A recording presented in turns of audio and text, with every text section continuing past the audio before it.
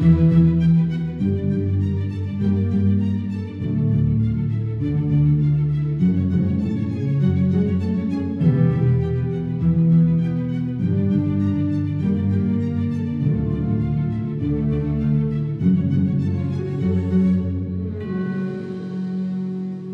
à tous et bienvenue au milieu de ce troupeau de vaches Primolstein pour une émission spéciale sur France 3 Normandie. En ce moment, aurait dû se tenir le salon de l'agriculture à Paris. Covid oblige, la plus grande ferme de France ne pourra pas se monter cette année. Mais à France 3, nous ne voulions pas pour autant oublier le monde paysan. Alors, pendant près d'une heure, nous allons nous pencher sur les nouveaux modèles agricoles, vente directe, production à la ferme, agriculture biologique ou raisonnée, à se demander comment on faisait avant. Justement, pour débuter, je vous propose un regard en archive sur l'évolution de notre agriculture, vue par Juliette Perrins et Xavier Gérard. Être agriculteur en 1975, c'est d'abord faire le métier qu'on a choisi. Mais c'est aussi vivre en contact avec la nature, vivre en contact avec des animaux. Et puis alors, c'est surtout un métier qui est plein d'incertitudes.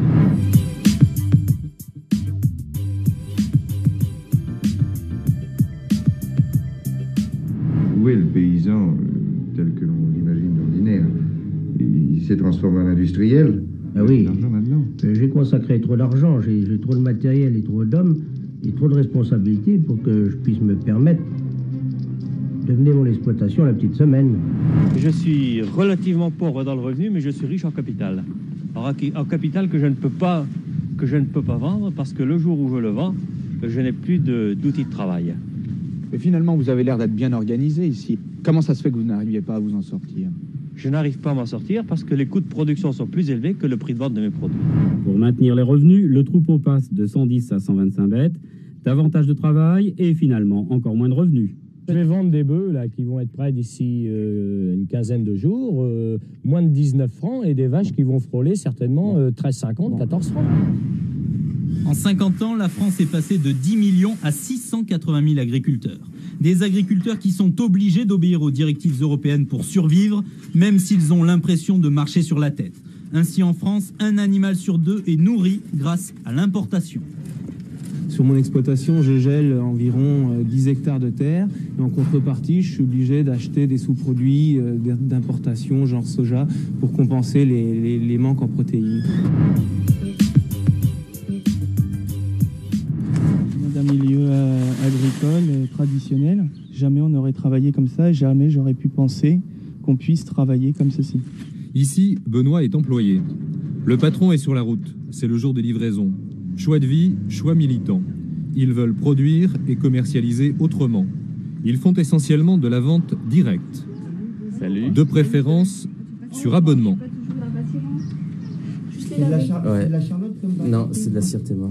La quoi? La Sirtema. Tout le monde s'y retrouve. Nous, en tant que producteurs, parce qu'on vend nos légumes plus chers par rapport à soit une grande distribution ou un grossiste, et le consommateur achète quand même le légume moins cher que par rapport à la grande distrib ou autre.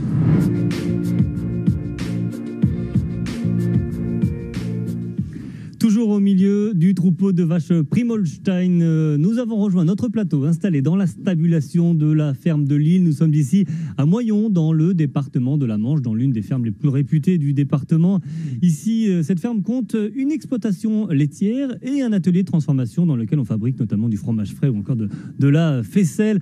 On ne compte plus ici le nombre de médailles obtenues au concours général agricole. Anne-Sophie Simon, bonjour, merci de nous accueillir chez vous.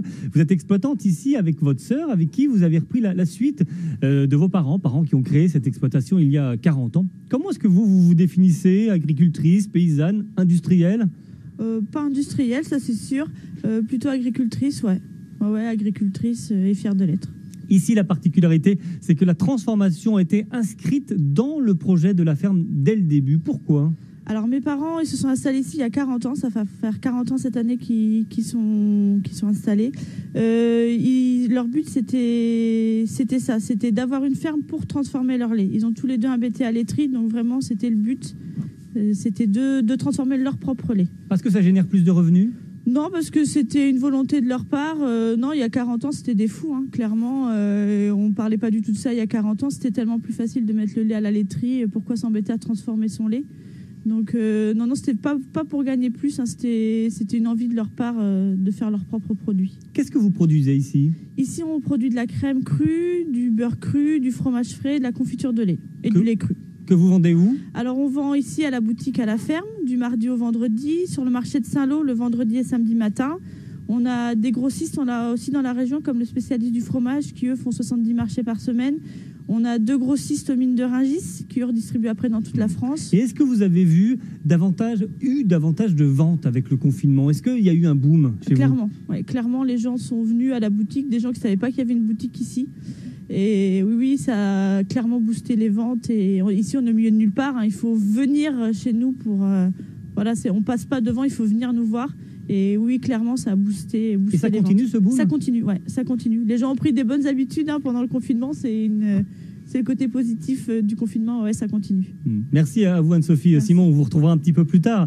Alors, on le voit, hein, cette tendance du consommer local, elle prend de l'importance, mais elle ne fait pas oublier un argument essentiel qui est celui du prix. Alors même les petits producteurs, finalement, doivent penser à cet argument du consommateur et rentrer ou non, finalement, dans la concurrence avec les supermarchés, avec les grandes surfaces.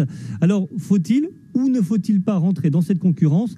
Élément de réponse avec ce reportage de Stéphanie Lemaire et Carole Lefrançois. Dans l'exploitation de Christophe Massé, les truies ont la vie plutôt facile. Un cochon heureux, c'est un patron heureux. Ça, c'est pour sa devise. Ce n'est pas un élevage artisanal, certes, mais les truies font l'objet d'attention. Elles vont donner naissance à des bébés estampillés label rouge. Ça leur donne droit à un peu d'espace et à de la paille. Pour leur bien-être, c'est nettement mieux que le Kaizuki. Voilà, on n'a jamais de problème de pâte. Elles s'étalent dans la paille. Bon, elles ont leur cadre, je dirais, presque naturel. Ça, c'est pour la qualité. Côté circuit court, après un passage par la case abattoir, les cochons reviennent ici, dans la cour de la ferme, sur l'étal de la boutique. Cela fait 50 années que l'éleveur développe son idée du circuit court. Le confinement a démultiplié la clientèle, mais elle est exigeante pour ce qui est du prix. Il y a une recherche et de produits locaux et effectivement de produits qui vont quand même être corrects au niveau du tarif, quoi. Tout est dit, la qualité et le circuit court, ok, mais pas trop cher. Le client, il aime picorer, donc il va au gré des offres. Et nous, le but, c'est de le faire venir le plus longtemps, le plus souvent possible. Aujourd'hui, notre concurrent, c'est quand même les grandes surfaces. Hein, on peut dire, c'est l'essentiel des volumes est vendu chez eux. Donc, on ne peut pas être déconnecté du prix que font les grandes surfaces. Face à une clientèle volatile, l'éleveur de porc refuse de vendre ses cochons label rouge dans les prospectus des grandes surfaces, mais il redoute leurs opérations agressives. Mais on ne se battra jamais là-dessus, on ne peut pas. On peut pas. On se demande mais comment ils font, à qui ils l'achètent pour arriver à ces prix-là. Ça, c'est proprement scandaleux.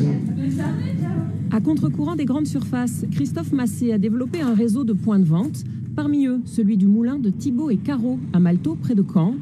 Le couple se définit comme paysan, meunier et boulanger. Une fermière et une baguette.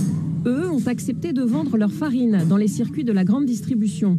Il n'est pas question de concurrence ici, mais plutôt de partenariat. L'élément déclencheur de ce mariage de raison, le premier confinement de mars dernier et sa pénurie de farine dans les rayonnages des supermarchés. C'est pas nous qui avons été vers la grande distribution, c'est eux en fait qui sont venus vers nous en fait, qui ont pris leur téléphone et qui nous ont appelés. Donc ça c'était déjà une démarche en fait. Et voilà, nous on s'est dit en fait, eux font un pas, et ben nous on va faire aussi de notre côté un pas, et puis on va essayer. Un essai qui s'installe dans le temps.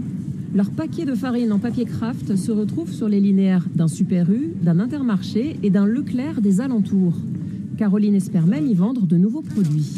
Donc ça, c'est la nouvelle gamme de pâtes? Tout à fait. Très bien. Ce monde réputé impitoyable n'effraie pas la productrice artisanale et pour cause, elle bénéficie d'une charte qui la protège. Les producteurs locaux qui rentrent dans le cadre des alliances locales chez Leclerc sont soumis à un certain nombre de normes et on ne peut pas leur mettre la pression et on est obligé de respecter beaucoup de règles pour éviter qu'ils soient dépendants de notre magasin ou de notre groupement. Et le but, c'est vraiment qu'il y ait un équilibre total entre eux et nous. Et en termes de prix, aujourd'hui, c'est pas parce qu'on va acheter du local qu'on va payer plus cher un produit. Pour le consommateur, un paquet de farine du moulin est revendu à 1,79 €. Les deux meuniers peuvent donc vivre de leur production dans ce cas précis. De notre côté, le bilan est plutôt positif et la pression n'est pas du tout là, puisqu'on a établi dès le début en fait une grille tarifaire qui n'a pas du tout été négociée, puisque l'idée c'était vraiment de nous proposer un tarif. Et puis, une fois au rayon, c'est le client final qui décide si le prix est juste ou pas. Et je pense qu'il est, puisqu'on est toujours en fait présent dans le magasin. Un prix juste, Caroline veille au grain. Et c'est grâce à cela que le moulin de Thibault et Caro trouve son compte dans ses alliances avec les supermarchés, qui, eux, de leur côté, grignotent des parts d'un marché en pleine expansion. Retour à la ferme de Lille, à Moyon, dans la Manche, pour cette émission spéciale agriculture. Anne-Sophie Simon, on est chez vous. Est-ce que vous aussi, vous sentez que les consommateurs cherchent toujours un prix plus bas?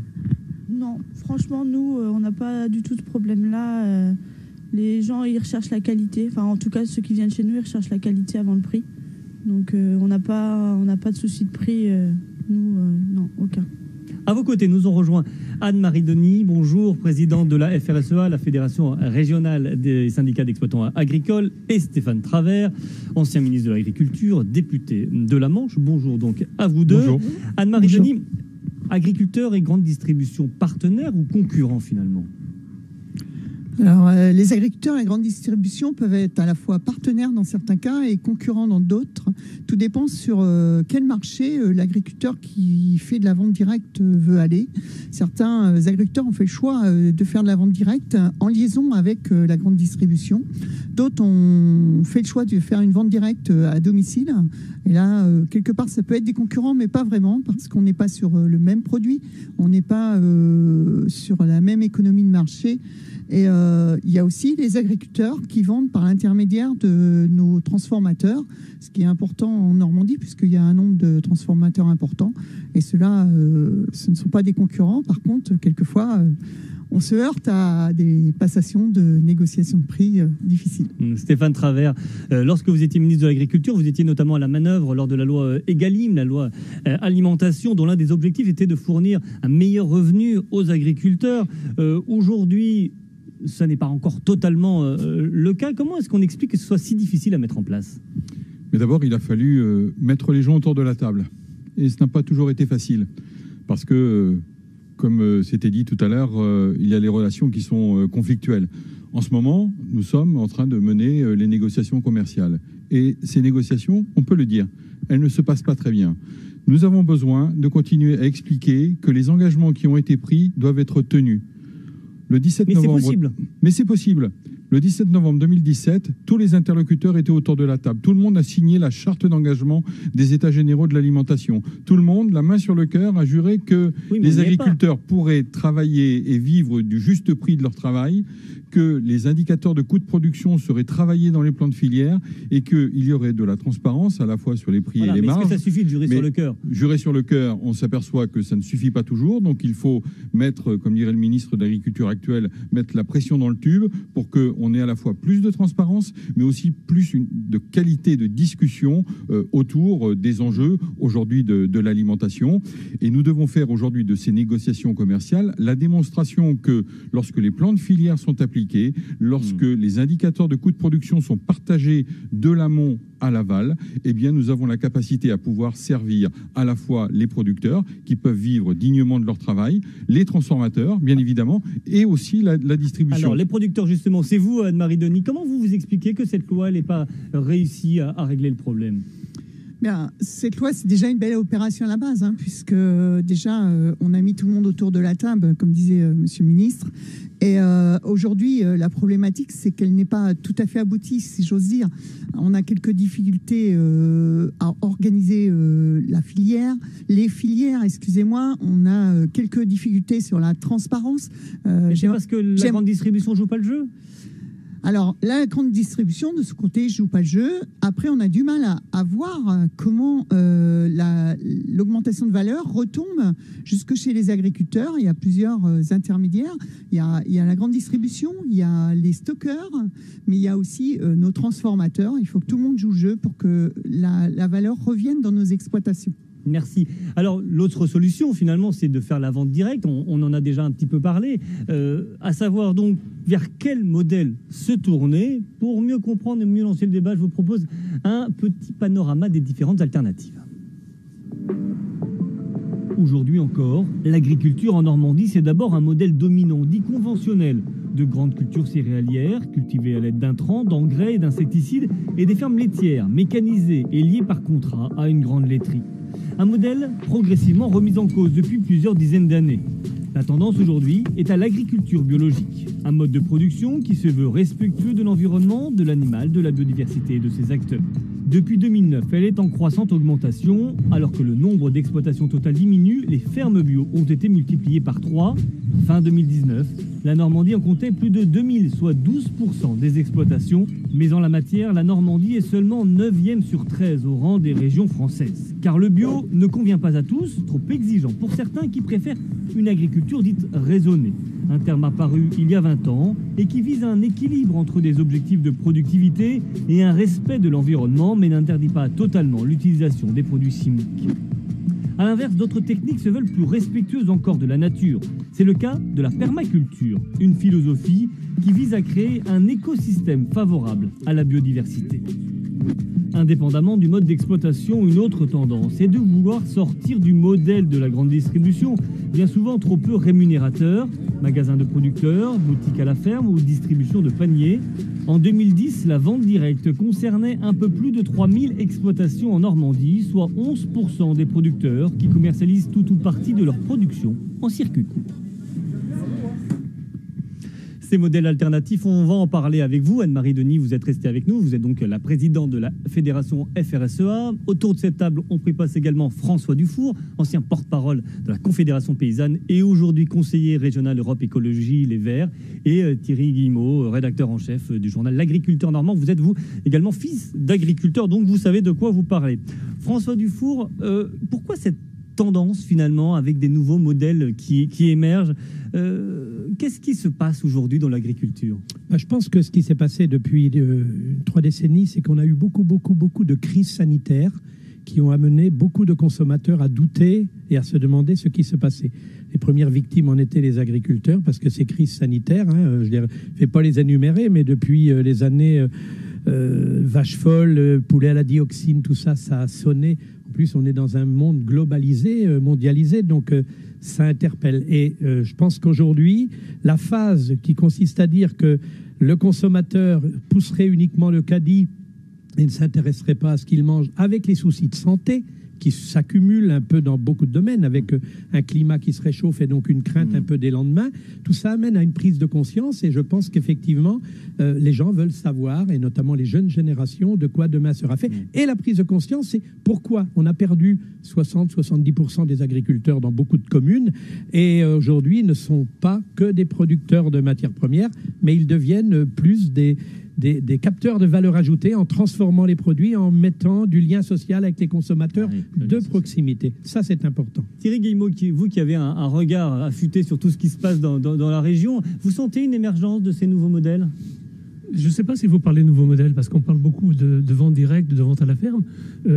J'ai interviewé il y a quelque temps notre doyenne d'électrice de l'agriculture normand qui m'expliquait qu'au sortir de la guerre, elle faisait son beurre, elle allait 2 fois par semaine au marché de Villers-Bocage et au marché de Donnay-sur-Redon, je crois, vendre son beurre avec son cheval et sa carriole. Donc, on n'a pas ce modèle-là, il existe depuis 40 ans, depuis 50 ans. Aujourd'hui, il est sous les feux de l'actualité et la crise sanitaire a braqué un petit peu les feux médiatiques sur ce genre de pratiques. Mais en fait, c'est presque vieux comme l'agriculture, la vente directe. Anne-Marie Denis, c'est fini finalement quand même, la petite ferme traditionnelle avec un couple qui exploite, ou est-ce que ce modèle-là va perdurer? Alors, j'espère que c'est pas fini parce que je vis dans une exploitation familiale à petite dimension et avec à multiples productions. Je pense que nos agriculteurs changent avec les générations. Nos grands-parents étaient surpris de l'évolution de nos parents. Nous, on peut être également, on a nos parents surpris de nos évolutions, et nous, on sera nos enfants demain. Le monde tourne, les attentes des consommateurs changent, comme disait monsieur, et aujourd'hui, le consommateur s'interroge plus parce qu'aussi, il a plus d'opportunités d'avoir de l'information. Le consommateur a aussi plus les moyens de se poser des questions financièrement. Donc voilà ce qui fait évoluer du côté consommateur et du côté agriculture.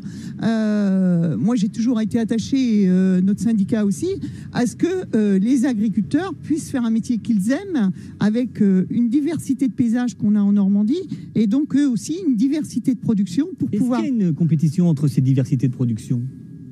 Bien, j'espère pas. Enfin, l'objectif, justement, c'est d'avoir des productions différentes pour répondre à toutes les attentes des consommateurs qui ne sont pas forcément les mêmes. Les consommateurs n'ont pas forcément les mêmes attentes ni les mêmes possibilités en matière de consommation alimentaire.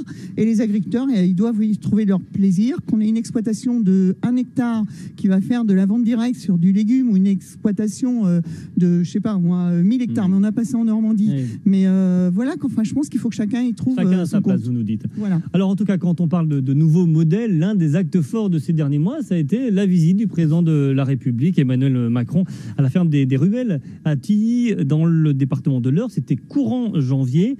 Il était venu mettre en avant l'agroécologie. Retour sur ce déplacement avec Stéphane Gérin. C'est une visite exceptionnelle dont Michel Galmel se souviendra longtemps. Une rencontre avec le chef de l'État au milieu de ses pommiers. Une reconnaissance pour cet agriculteur visionnaire qui prend le temps d'expliquer au président comment s'organise son exploitation arboricole. Comment vous valorisez la production là ? Là, je vends 80% ici à la ferme. Michel Galmel est un précurseur de l'agroforesterie, une pratique qui consiste à associer les arbres, les cultures et les animaux sur une même parcelle. On a tout simplement choisi volontairement de quitter la route de l'agriculture intensive. Là, on travaille beaucoup plus en harmonie avec la nature et on ne cherche plus à contrôler la nature avec la mécanisation et la chimie. Dès qu'on peut remplacer le pétrole dans le tracteur ou dans la chimie par du végétal et de l'animal, on le fait. Donc on a décidé de recréer des mares, replanter des haies, refaire toutes ces choses. Et là, les écosystèmes ont repris place. Et là, par exemple... Ça, c'est vous qui l'avez organisé ? Tout à fait. Michel Galmel a expliqué au chef de l'État qu'en stoppant les produits chimiques, les vers de terre se sont multipliés dans le sol et que désormais les lombrics effectuent un travail remarquable. Cet arboriculteur a planté 4 km de haies. On a planté une haie avec qui fleurit tout au long de l'année. C'est quoi comme espèce ? Il y a un peu de tout. Cela a permis aux oiseaux de se multiplier. Il y a désormais 43 espèces d'oiseaux sauvages sur cette exploitation. Lors d'une table ronde, 3 agriculteurs du département de l'Eure ont ensuite fait part au président de leur expérience en matière d'agroécologie. On a un très bel exemple d'un modèle qui est clairement réplicable. Or, il y a un modèle productif qui permet de prendre en compte le réchauffement climatique et d'y apporter des réponses et la biodiversité. Michel Galmel ignore si sa ferme sera source d'inspiration pour d'autres agriculteurs. Après 1 heure de visite, il est retourné à ses champs, bien content d'avoir pu mettre en lumière un autre modèle d'agriculture. Et on va retrouver tout de suite la ferme des Ruelles à Tilly, dans l'Eure. Michel Galmel, bonjour. Vous êtes avec nous. Vous êtes donc exploitant avec votre femme depuis plus de 20 ans. Bonjour. Finalement, en quoi est-ce que vous vous distinguez des exploitations traditionnelles ?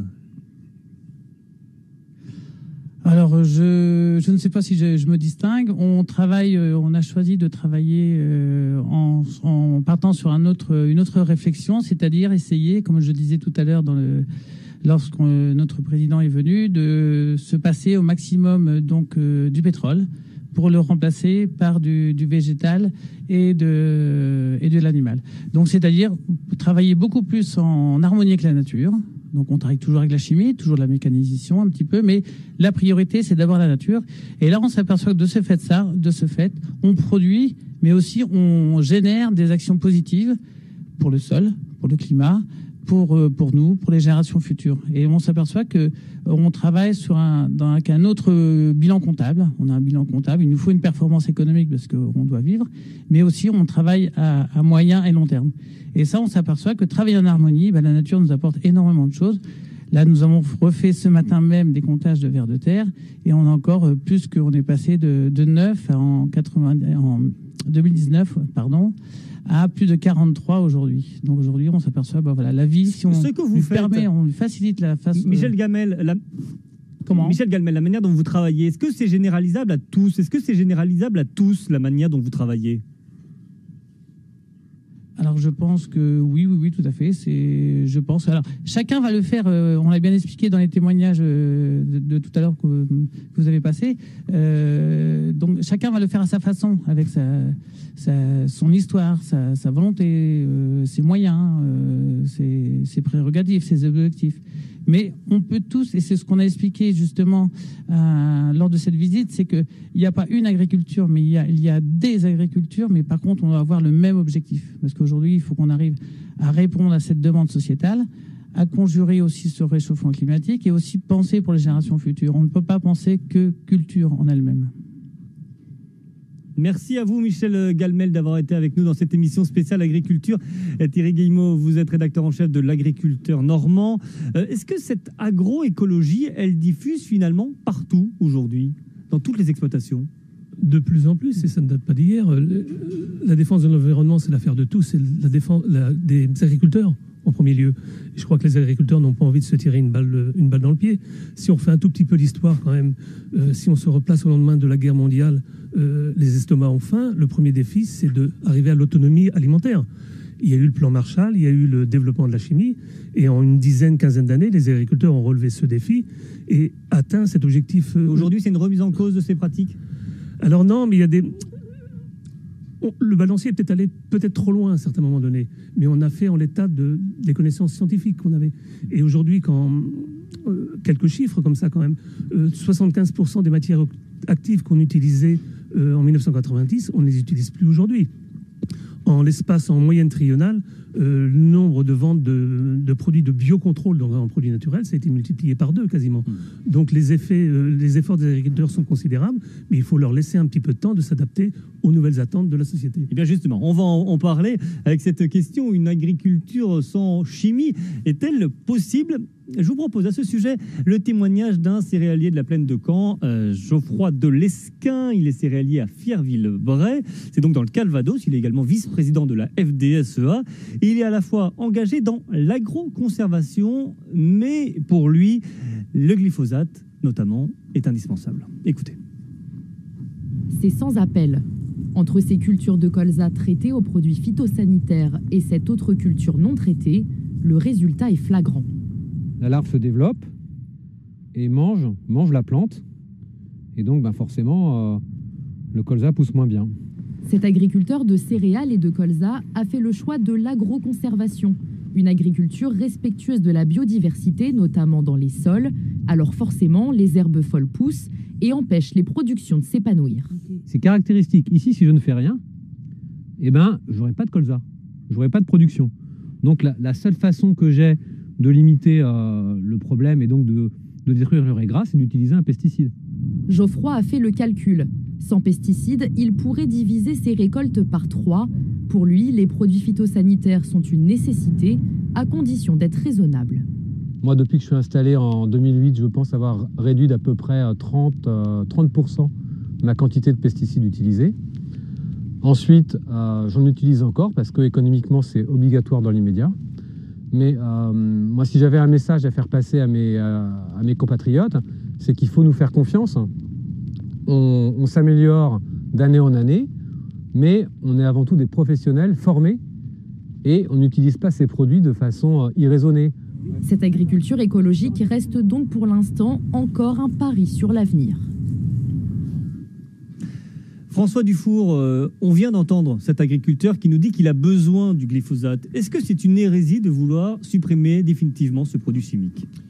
Le glyphosate, comme d'autres pesticides, pose aujourd'hui de graves problèmes à la santé des agriculteurs, à la santé de l'environnement. Donc il faut qu'on sorte de cette situation. Et pour aller droit au but, je pense qu'il faut absolument réformer l'orientation des aides de l'Europe à travers la réforme de la PAC qui est en négociation actuellement.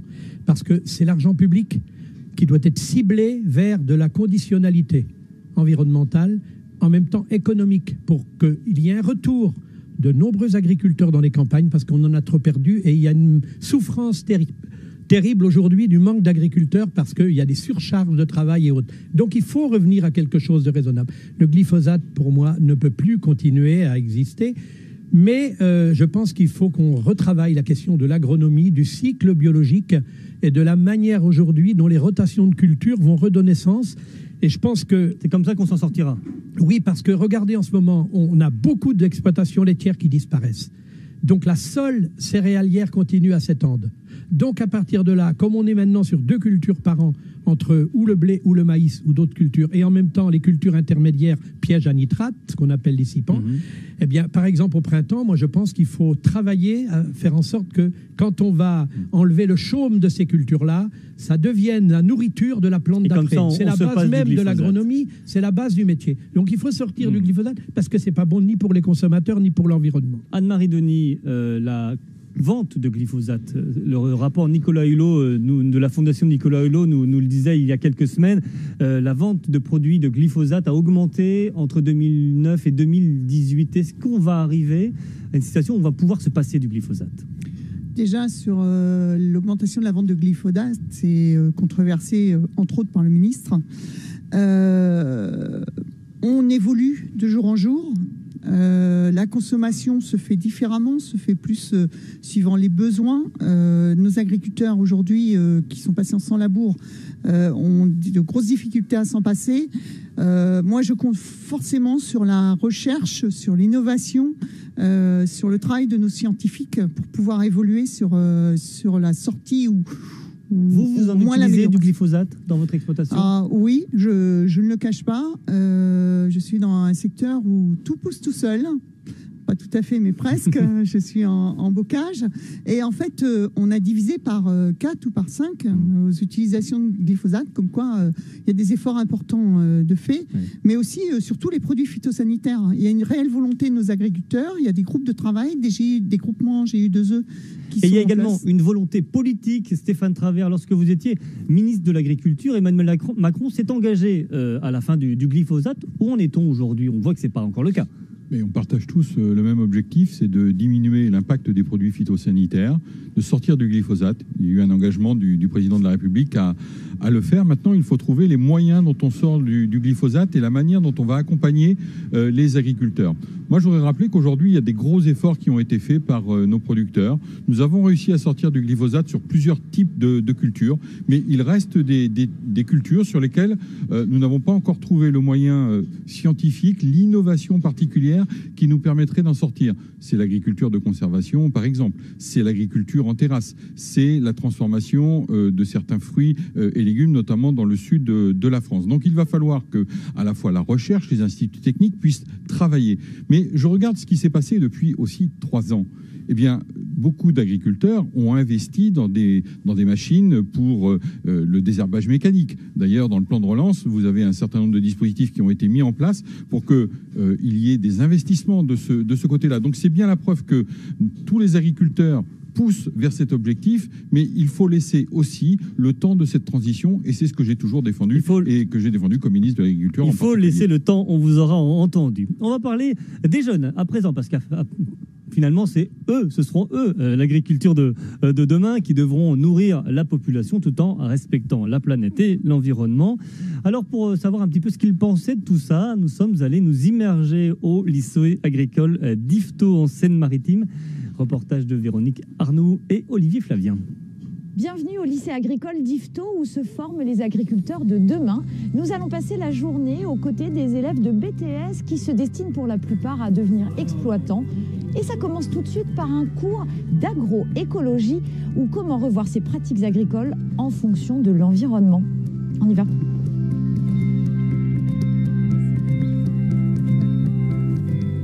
De 1960 à 2010, on a une ligne qui monte. Ça veut dire qu'on a de plus en plus de jours échaudants, donc de jours où la température a été élevée et la précipitation faible. L'agriculture est climato-dépendante. Alors ça vous parle, ça ?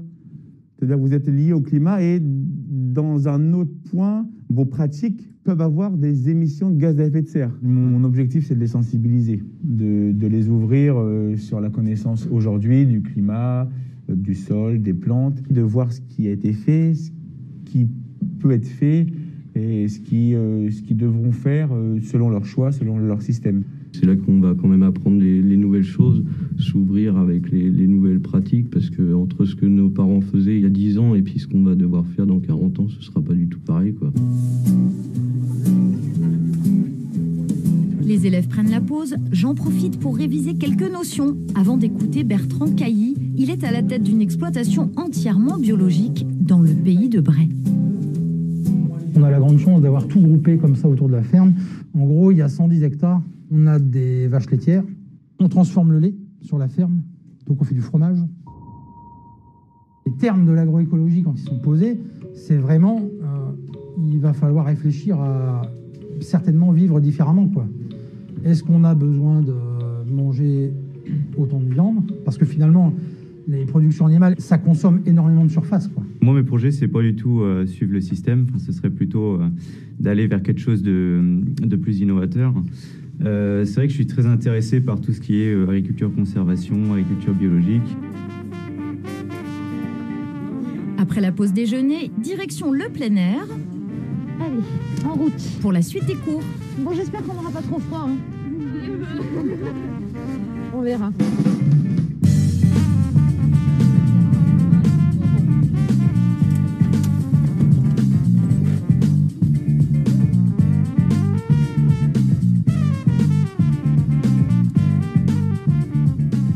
Bien droit, hein. Vas-y encore. Voilà, couteau-mètre et vous remplissez donc texture, structure, l'activité vers de terre, la présence de racines. Donc pour moi, je vois que de la terre. Vous voyez quoi? Elle vous dit quoi là, cette terre? La terre, elle nous dit que il y a quand même du monde, il y a du monde dedans, il y a des vers de terre, il y a des débris végétaux en surface, il y a de la matière organique, des racines. Donc là, on observe qu'il n'y a pas spécialement de semelles de labour. Les 3/4 de ces élèves ont grandi dans une exploitation et connaissent bien ce qui se passe sous nos pieds, mais ils acquièrent ici une vision plus large sur leurs pratiques futures. On peut être très bon techniquement, économiquement, mais aujourd'hui, la plupart de nos pratiques agricoles ne sont pas toujours en lien suffisant par rapport à l'environnement. Dans ce que vous allez mettre en place, le regard sociétal, c'est important? Bah oui, c'est important parce que si les consommateurs ne sont pas d'accord avec les pratiques agricoles actuelles, ils vont pas vouloir acheter les produits ou consommer les produits. Et si je vous dis glyphosate, on en parle de plus en plus. Ce qui est sûr, c'est qu'il faut arriver à trouver des solutions pour continuer à faire sans. Il y en a plein ici qui veulent s'installer, reprendre la ferme familiale ou s'installer sur une ferme. Et donc c'est normal de se poser la question parce que ça sera nous plus tard en fait. Ce sera plus nos parents qui géreront ça, mais ce sera nous. Vous l'avez vu, ces élèves travaillent la gestion, l'agronomie, mais aussi les questions d'environnement, d'écologie, d'élevage, de quoi assurer la relève. Et pour rappel, 1/3 des agriculteurs ont aujourd'hui plus de 55 ans. Nous sommes toujours autour des bottes de foin de la ferme de Lille à Moyon dans la Manche pour cette émission spéciale agriculture. Nous sommes chez vous, Anne-Sophie et Simon. On a vu donc ces jeunes dans ce reportage. Vous n'avez pas suivi de formation agricole classique finalement, mais ici vous en accueillez des jeunes apprentis. Quel regard sentez-vous qu'ils ont sur les pratiques que vous avez de transformation, de vente directe ? Eh ben, nous, on a de la chance, on trouve souvent des jeunes en apprentissage. On a beaucoup de demandes de jeunes qui veulent venir chez nous en apprentissage. C'est vrai qu'on a une ferme un peu atypique, on est nombreux ici, on est 15 à travailler. Donc ça laisse aussi une certaine souplesse de travail. Et dans le monde agricole, c'est pas toujours le cas. Ils aiment venir chez vous? Oui, ils aiment venir chez nous, ouais, de voir autre chose. On a un groupe de jeunes qui est dynamique. Sur la ferme, c'est que des jeunes. Au niveau des vaches, c'est que des jeunes. C'est 4 jeunes qui sont là. Quel conseil vous leur donnez à ces jeunes? Surtout d'aimer ce qu'ils font parce que c'est un métier qui est très prenant. Donc si on n'a pas la passion, ça sert à rien de faire ça. Il faut vraiment aimer ce qu'on fait, et aimer les vaches, aimer les animaux, être patient, c'est ça qu'il faut. Stéphane Travers, est-ce que la formation est suffisante face à ces nouveaux modèles qui émergent? Est-ce que ces jeunes, on leur apprend suffisamment ce à quoi ils doivent s'attendre? Mais aujourd'hui, on doit adapter les formations. On a surtout besoin de penser au renouvellement des générations.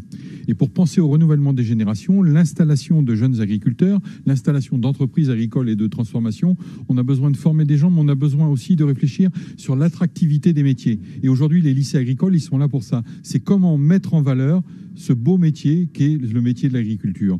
Et donc, aujourd'hui, on a besoin à la fois de transformer les programmes, parce que l'agriculture, elle évolue, les techniques, elles évoluent. Aujourd'hui, nous sommes sommes dans des fermes connectées la plupart du temps. On travaille avec un iPad pour surveiller un certain nombre de productions que l'on met en œuvre. Aujourd'hui, on a besoin d'adapter les formations, je dirais, aux nouveaux formats agricoles, aux nouvelles innovations, aux nouvelles techniques, et puis former nos jeunes à ce qu'attend aussi la société. Parce que la société, elle est en demande de son agriculture et on a besoin de rapprocher tout le monde, de cesser cette période d'agribashing dans laquelle nous sommes plongés parfois, et donc de faire en sorte que dans les lycées agricoles, on puisse former l'excellence de l'agriculture, d'une part, favoriser l'excellence de l'agriculture française autour de la gastronomie, de la qualité de l'élevage, du bien-être animal, et puis, je dirais, de promouvoir nos terroirs et nos régions. Alors, dans l'excellence et dans les nouvelles tendances, certains vont loin, vont même très très loin. C'est le cas de la permaculture, un mode d'agriculture érigé en modèle à la ferme du Bec et Loing dans l'Eure. Je vous propose ce reportage de Sylvie Callier et Olivier Journia. Matin d'hiver dans la vallée du Bec. Entre Le Neubourg et Lisieux, il fait 0 degré. Contre le froid et le gel, les propriétaires de la ferme de permaculture du Bec et Loing ont choisi une énergie naturelle renouvelable, du fumier. La couche chaude, c'est un tas de fumier qui chauffe en fait en se décomposant. C'est une très ancienne technique qui nous vient des siècles passés. Et comme nous, on cherche à se passer d'énergie fossile, eh ben, on préfère utiliser la chaleur du fumier plutôt que la chaleur de l'électricité ou du pétrole. La Terre, maintenant, est à une douzaine de degrés. Elle était à 25 degrés il y a une semaine quand la couche chaude était très chaude, parce qu'après, la température baisse progressivement. Après, ça devient du compost. Et comme on a très peu de sol ici dans notre fond de vallée glaciaire, eh bien, on utilise la chaleur pour démarrer les plants et ensuite on a de la fertilité. Depuis 14 ans, Charles et Perrine Hervé Gruyé expérimentent et récoltent les fruits et légumes de leur Éden normand. Un paysage comestible concentré sur seulement 2 hectares. Ici, les cultures n'épuisent pas la nature, elles s'en inspirent. Et ce n'est pas un hasard si des centaines d'arbres ont été plantés.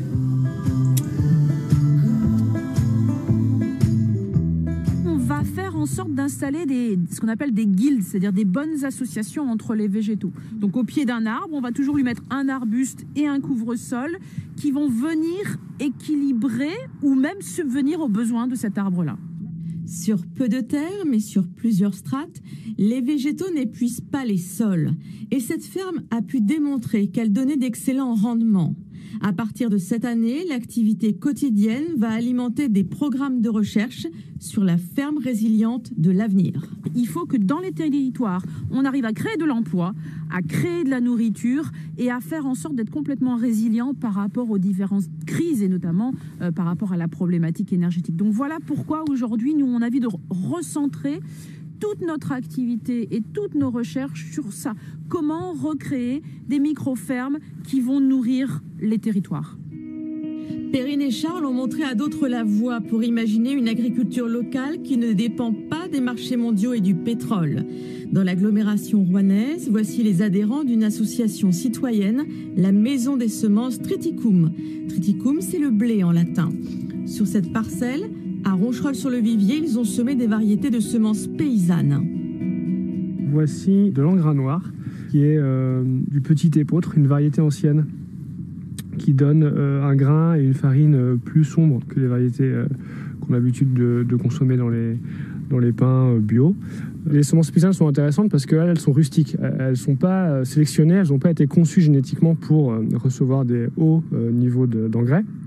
Elles sont plus autonomes, elles ont des racines plus longues, elles sont plus résistantes aux maladies. On va faire un travail finalement avec le vivant pour contourner l'utilisation récurrente des pesticides et de tous ces produits en hydre.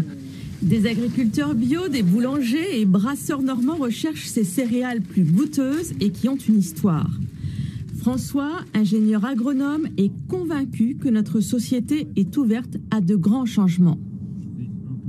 J'aime à penser et j'espère que la crise sanitaire liée à la Covid-19 a fait en sorte que pas mal de gens ont pris conscience justement de certaines fragilités de notre modèle alimentaire. les collectivités notamment. C'est aussi un enjeu de remettre aussi des gens dans les champs, que ce soit des agriculteurs qui ont la vocation de s'installer ou des citoyens paysans qui font partie de l'association, qui ont envie aussi de retrouver des savoir-faire sur semer, sur moissonner à la main, etc. Les confinements ont montré l'importance des circuits courts et attiré l'attention sur la permaculture. Les fondateurs de la ferme du Bec-et-Loing ont pourtant décidé de mettre entre parenthèses la vente de leurs produits et les formations. Ils vont réunir le maximum de données scientifiques sur l'éco-culture. Économiquement parlant, c'est risqué, mais on pense qu'à la fois l'urgence climatique, l'urgence sociétale et économique par rapport à l'agriculture sont à la hauteur du défi à relever. Nous, on est venus à la Terre par passion, sans rien y connaître, et on avait une sorte d'image fantasmée de ce qu'est une ferme, issue de nos livres d'enfants, de Sylvain et Sylvette, de Caroline à la ferme. Et donc, on a créé une ferme selon notre cœur, selon nos rêves. Et après, on s'est aperçu des limites de l'agriculture industrielle. Et on a cherché des solutions, en fait. Aujourd'hui, Perrine et Charles ne se sentent pas seuls. La micro-ferme normande est devenue un modèle qui inspire dans le monde entier. La Fondation de France et l'INRA les accompagnent dans leur démarche. L'agriculture naturelle, il fallait y penser.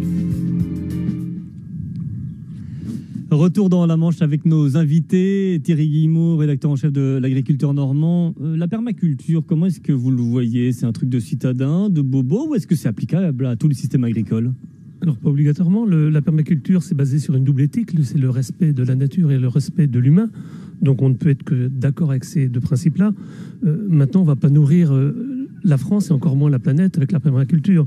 Je crois que c'est Alphonse Allais qui voulait mettre les villes à la campagne. Aujourd'hui, on veut mettre les fermes dans les villes. C'est pas délirant, mais on ne va pas aller très très loin avec ça. Ceci étant, la ferme du Bec-et-Loing, c'est un exemple qui marche, mais c'est pas répétable partout. Stéphane Travers, quelle agriculture demain finalement entre les différents systèmes qu'on a vus? Ça ne sera pas la permaculture visiblement? Mais c'est toutes les agricultures. Moi, je pars du principe qu'on ne doit pas opposer les modèles.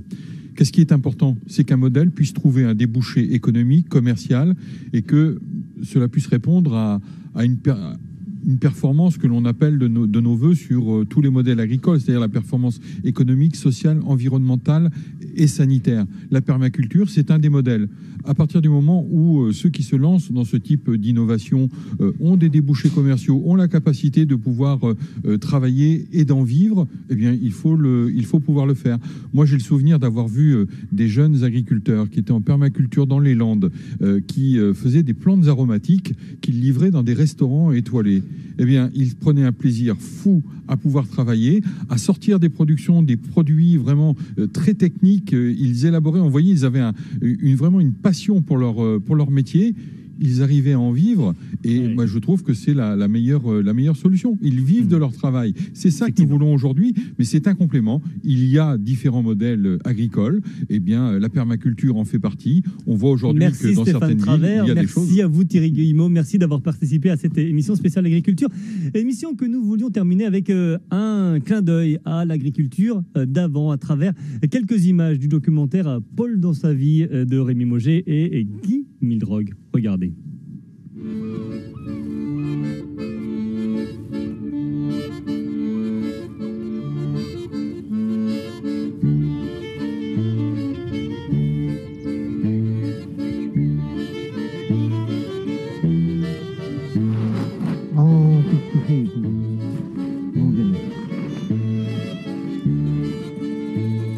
Bon, c'est pour le tout.